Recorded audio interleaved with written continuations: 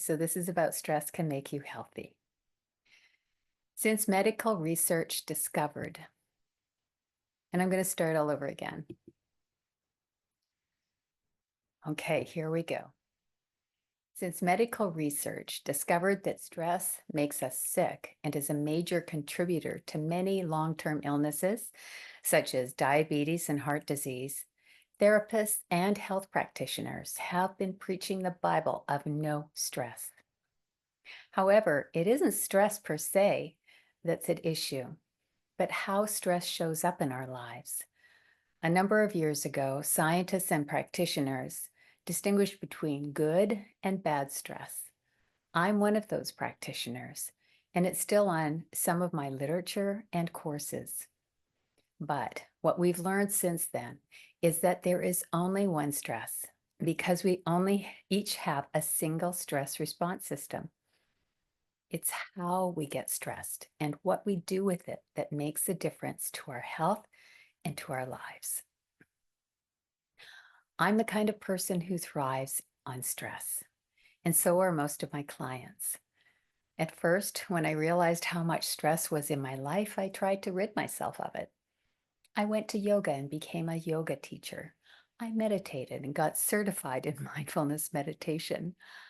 I still begin each day with meditation, and probably always will, because it gets me going in a good and positive way. What I've also done as I learn to truly understand the role of stress has in my life and in the lives of my clients is to work with stress, to appreciate the role of stress in my life, to have stress work with me and not against me. My work to become friends with stress has freed up a ton of energy that used to be devoted to dealing with stressful things in my life. It's calmed my heart rate. It's helped me shift my perspective and approach to life that supports my way of living and supports the person who I am. Stress does not necessarily make you sick. It is not always the enemy. Kelly McGonigal, in her TED Talk on how to make stress your friend, reports on studies that show better how stress works. In a study reported by the American Institute of Stress, the researchers tracked 30,000 adults over an 8-year period. They asked each and every subject how much stress they experienced over the last year and if they believed stress was harmful for their health. The researchers found that people who experienced a lot of stress over the past year had a 43% increased risk of dying only if they also believed that the stress they experienced was harmful. Otherwise, they were no more likely to die than any of the others. In other words, many of the Americans in this study died prematurely from their belief that stress is harmful, rather than from the stress itself. You may wonder if there truly are any harmful effects from stress based on the results of that study. Were the past scientific studies wrong in linking chronic stress to illness? No, the studies weren't wrong. Stress can be harmful, and I'll say something about that later on. The point from this study is this: when you change your mind about stress, you can change your body's response to stress. Let me repeat that. When you change your mind about stress, you can change your body's response to stress. McGonigal went on to say that her studies show when we retrain our perception of stress as being helpful, that our heart rate increase when we experience stress prepares us to meet the stressful activity as an accompanying challenge, helping us to physically prepare for that challenge. Notice the change in terms. Challenges are, for most of us, a value rather than a problem.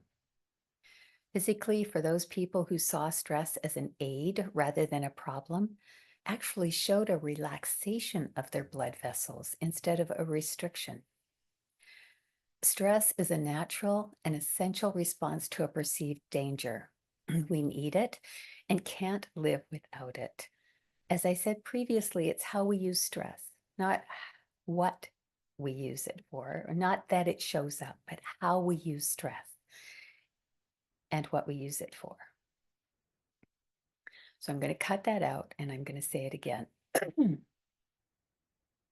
As I said previously, it's how we use stress and what we use it for that makes the difference. When something unexpected happens, how do you react? With shock or with excitement? If you feel a shock, your stress response system will treat the stressor as potentially dangerous. If you feel excitement, the excitement you feel will likely slow down your heart rate and allow a different kind of action. When you have a deadline at work, do you work long hours because there's a drive generated from your boss that you feel compelled to follow? Or is that drive something inside you, generated by your own goals and desires? The first will, if repeated often enough, lead to burnout. The second will lead to an increase in energy rather than a decrease, unless, of course, that inner drive is fear-based, a subject of another talk. Stress, when generated from feeling a sense of danger, when produced often enough, will lead to all the uncomfortable and unhealthy effects that we often associate with feeling stressed. It's what we mean when we say we're feeling stressed or anxious.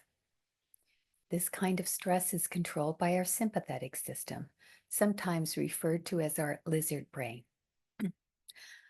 Okay, we'll pause that and start again. Stress, when generated by excitement, increases our energy. This kind of stress is managed by our parasympathetic system and can only occur when we don't feel a sense of danger. In other words, it isn't really stress, it's excitement. This excitement can make us healthy by lowering our blood pressure and our heart rate. It's synchronous with how we were meant to function, reserving stress generated by a sense of danger for much rarer moments when it is truly needed.